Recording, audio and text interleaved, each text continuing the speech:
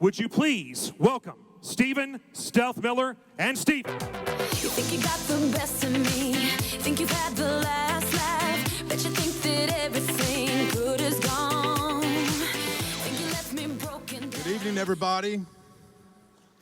Now that's when you say good evening back. Thank you, Marie, for the honor of coming here today. And it's an honor to see all of you. Listen, if you truly believe that your life is going to be greater after tonight because of the things that you hear and because of the experiences here at this event, can you high five somebody next to you and say, I'm fixing to be greater? Thank you. Thank you very much. Listen, in life, there are these moments. I call them dynamite moments, and you'll understand why in a minute, because they're so explosive. But in life, there are these moments that are so impactful. I say it's when power and potential collide. And if you are able to recognize these moments, then you determine the impact it has on your life. There are moments that are so impacting and so dynamic in your life that they create a permanent before and after.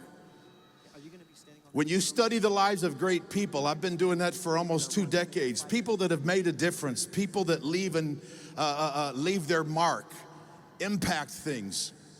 They always have a moment or two that they can point to in their life and say, that's the moment when everything turned for me. That's when everything changed. I had one of those moments. Many of you have had one of those moments. My father was a Navy SEAL, and everything in our house was, about discipline and fitness and what have you. And my dad was not a huge man in terms of height. He was about 5'10", but my dad was an incredibly superhuman strength, possessed superhuman strength. And one day our church had this work day, and the objective of the work day was to remove a 3-strand barbed wire fence. Y'all know what that is? That's basically telephone poles in the ground with strands of barbed wire going from pole to pole. And what had happened is one of the guys had this commercial flatbed truck that he was backing into a post several times, forward, back. He'd pull around the other side, back into it, and so they could loosen the post up a little bit and then put a chain around it and pull it out with this truck. And my father got so frustrated with the amount of time that this job was going to take that he walks over to the donuts and hot chocolate table where I was standing. And did I tell you that I was 8 years old? I'm a stubby leg. In fact, my nickname was Squatty Body because I had real short legs and a long torso, and I was a small 8-year-old. I can't help in this project. So I'm standing by the donuts table, and my dad comes over and gets a towel, lays it across his chest, and he walks over to a post that had not yet been loosened. And he squats down and he gives it a bear hug, and I can hear the scream like it was last night. He lets out this caveman-like scream, and he stands up and rips this post right out of the ground. It was like a Samson moment. It was mass pandemonium. Everybody went bananas. All the men were screaming. There were landscapers in the front property that came running back. They were slapping them on the back. And of course, the adrenaline is going crazy at this point. So my dad goes to the next post, and he does the same thing. And he finishes the job. 20-something posts that were left, he pulls them out just with brute, raw power. Guys are patting him on the back. Some guys are wiping the sweat from his forehead, but nobody's helping, of course. But the big cheering section. And I'm 8 years old. I don't have the capacity to completely understand and articulate what is going on. But I know that this is bigger than just my dad showing superhuman strength. I'm sorry, I speak in churches a lot, and in church, this means your turn. Right? And so he finishes, and he comes over to the table, he takes the towel off, and he's picking splinters out of his arm. And he kneels down in front of me, he looks me right in the eye and gives me a big bicep flex, and he had a big one. He said, son, don't ever forget, dynamite always comes in small packages. That is the title of my book, incidentally, that is available out in the lobby, but that's not the point. The point is it took my father about 8 seconds to say something to me that created such a moment. I can tell you, we don't have time to talk about, the accolades and whatever, but I had a pretty successful mixed martial arts career. I lost twice in my whole life. I have 4th degree black belt in Taekwondo and Hapkido, 1st degree in Jiu-Jitsu. I got too old to fight in cage fights, with being 39. How many of y'all know that in mixed martial arts, that's an old man? So I retired from that, and then I went into strongman performances and set 5 world records that are still, still standing. But I've lived an extraordinary life by the grace of God. But I can tell you that there's a moment that I always point to, because I know that when my father, the hero of my life, in an impacting moment, he took 8 seconds to say something to me, it changed the landscape and the trajectory of my life. Now, I'm not terribly unique in that. Some of you, this event right here tonight can be one of those moments, because it is your ability to recognize the potential of a moment and capture it can change the rest of your life, ladies and gentlemen. You might even be here tonight and your life is upside down and things are unraveled and go, boy, I could have sure used a moment. When it's never really too late. Oftentimes being at the bottom and crisis really leads us to those life-changing moments. I'm going to introduce my son to you, and listen, let me tell you the story real quick, because we don't have a whole lot of time. 5 years ago, the strongman legacy in my family was passed on from my father to me. And, and here I'm just dreaming of the day my son, and I can't even get him interested in going to the gym with me. Nothing. They make fun of me in the house as, dad's the gym rat in the family. And, I'd be making coffee and my son would come walking up behind me and say, hey, coach. And kind of in a mimicking kind of way. But it was fine. And so he's down doing his thing. He's down in Nicaragua and he falls sick. We don't know what it is, but he ends up having this pulmonary embolism. We don't know that's what it is, so we do the worst thing you could possibly do, and that's put him on a plane and put him back up in the air and do a 7-hour plane ride back to Los Angeles. And so when they get off the plane and he's got to be assisted off the plane, we know something's kind of not right. Long story short, we get him to the hospital, they rush him in, they do all these scans, and he's gasping for breath. And a trio of doctors come out to talk to my wife and I, a cardiac specialist, a pulmonary specialist, and the ER physician. And they say, Mr. and Mrs. Miller, please sit down. That's never a good thing. We sit down, and the cardiac specialist, she says, listen, I don't want you to get your hopes up. This isn't even on my radar. I'm thinking we're going to the pharmacy, get some medication. He's good in the morning. What do you mean don't get my hopes up? It's closed, got to come back tomorrow. I mean, what is this? What are you talking about? She said, I don't believe, honestly, that your son is going to live through the night, certainly not the weekend. 80% of his lung tissue is dead, and he will not get that back.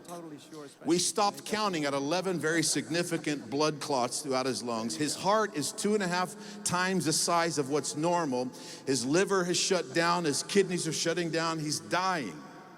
Are y'all going to perform again? Well, that was going to be a crushing moment for us, or it was going to be a dynamite moment, right? Because I went and got in my car and I drove to the furthest, and you don't have to believe in this stuff here, but just listen to my words. I drove to the furthest part of the parking lot, rolled up my windows tight, because I needed to have a conversation with God I didn't think anybody else should hear. And I had one. And of course, God had some things to say to me that I wasn't expecting to hear. But we had our little conversation, and a bunch of other people started praying, and 4 days later, my son walks out of the hospital, still sick. We're in a walker. He's 6'4", and he's 165 pounds at this point. But he's alive, and he has no oxygen tank with him, and we think he's gonna be okay. In fact, he has ended up becoming more than okay. Right now, he's being promoted and billed as one of the strongest strongman performers in the world, and I want you to see that for yourself. Would you please welcome my son, Stephen Miller II. Come on, son. I know some of y'all thought that was ZZ Top. No, that's my boy. Listen, I need some volunteers here because we gotta do this quickly. In fact, some of the gentlemen, we've already picked them out. It's not set up, but we didn't have the time to just beg people to come up. Yeah, thank you very much. Come up here as quick as you can, up to the side. First of all, Stephen, what do you got here? We have a number of things. Can I have somebody come up here and validate this, that this is, what's the dimensions on this, Stephen? It's a 3/8 by 1 inch by 24 inches. It's a pretty stout piece of steel. And I'm gonna have Stephen take this and see if he can get some kind of movement on that. Now, how many of y'all thought when I said that my son is being recognized right now? In fact, they flew him up to the Arnold Schwarzenegger Classic to do performances to the strongman community up there. When I told you that he was one of the strongest strongman performers in the world right now, how many of you expected to see a much bigger guy? Yeah. That's always the reaction, but watch this. Can I get a drum roll? How about the front row? Y'all give me a drum roll. Come on.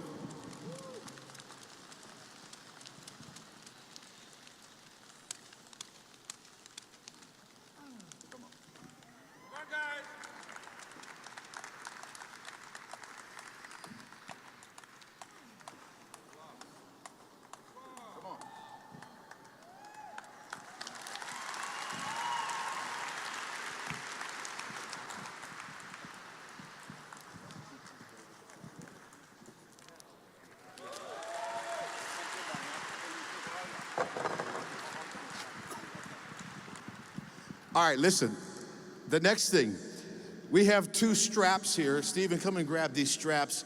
We've asked for 4 pretty stout guys to come up here and help.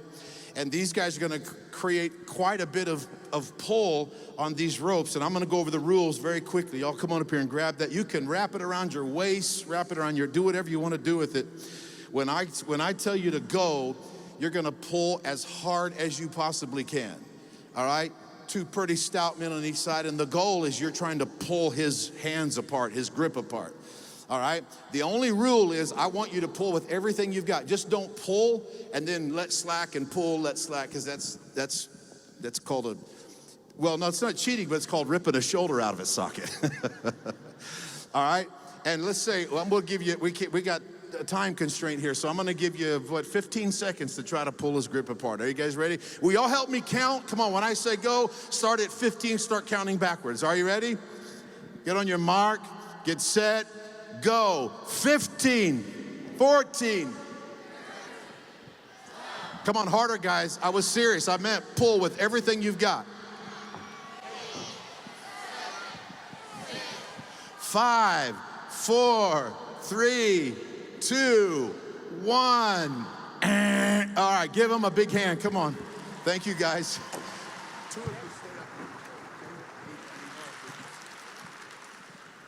I need somebody else to come up here and validate one thing. I know we're moving very fast here. My brother, can you come up here, Stephen? I have a bed of nails here. This is what we carry with us for portable acupuncture. Now, touch that. Some guys will do this and they'll file the tips of the nails down. Validate that those are not filed down. Do that one. Ah! Didn't even flinch. You need to be up here helping us, man. All right, so here's what we're gonna do. Stephen, right here, I want you to lay this down and lay down on top of that. Just hold this for me for a second, brother. And then we're gonna build a feat here right in front of y'all, and I'm gonna challenge him. He's not quite sure where I'm gonna go with this, but lay down on that bed of nails first of all. You got it? Okay.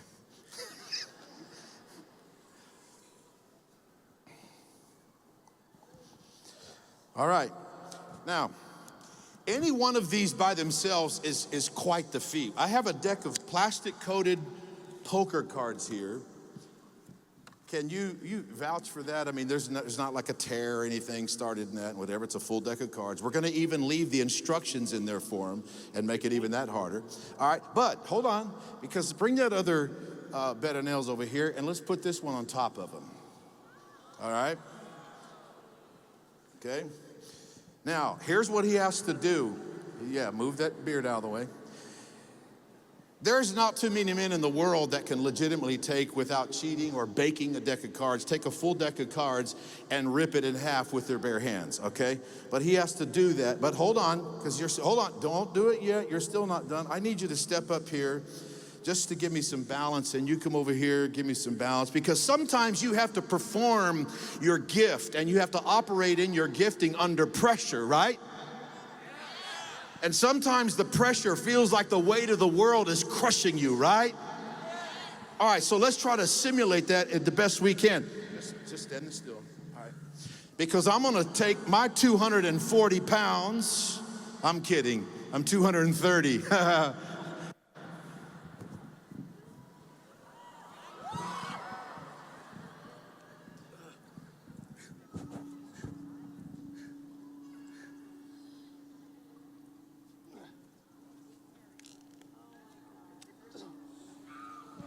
And that's how you do that, ladies and gentlemen. Come on, give him a big hand.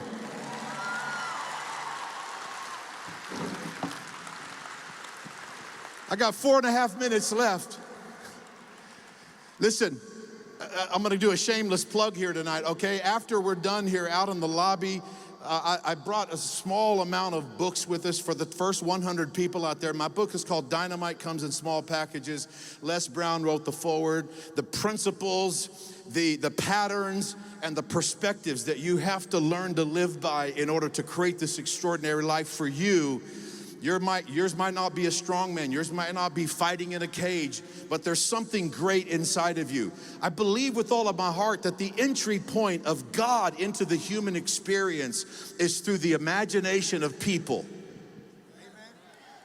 Right? Listen, I'll leave you with this one story. I was driving my motorcycle into my garage one day, and I was getting ready to do these school assemblies. And you know, when you're doing high school assemblies, and man, you got to keep them fascinated and capture their attention. So we're always looking for feats to do.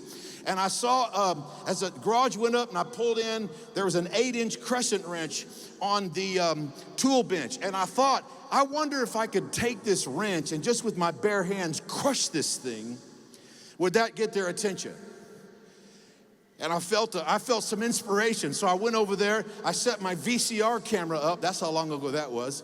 So I could capture it and the evidence here. I went and I got this wrench and turned the camera on, and I took it and I popped it once on my leg, and I brought it up and I just crushed it, bent it in a complete U for the ends of touching. And I was so fired up, so I went and I got me a little box. I put the wrench, the videotape for proof, and a handwritten note in the box that said, if you are smart, you want to talk to the guy who did this with his bare hands. I put the note in the box and I sent it to Ripley's Believe It or Not.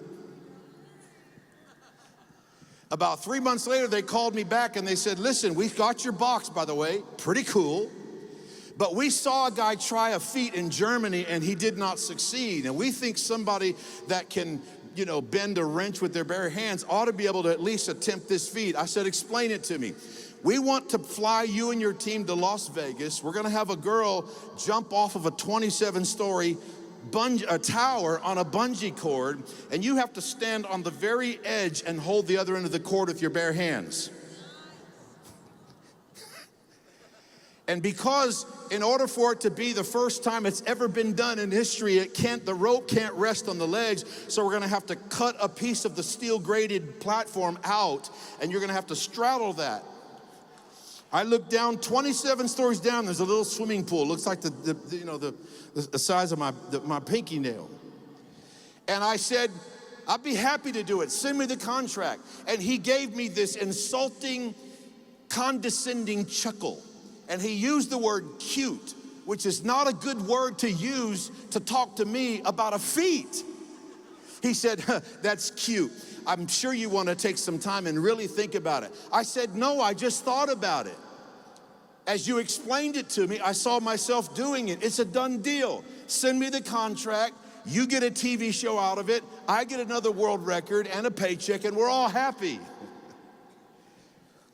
Because there's a saying that I've grown to believe throughout my life, and it goes like this: always trust the credibility of your imagination.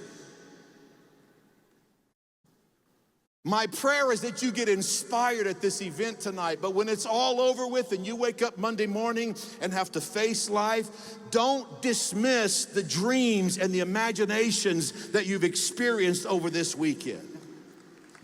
There's greatness on the inside of you.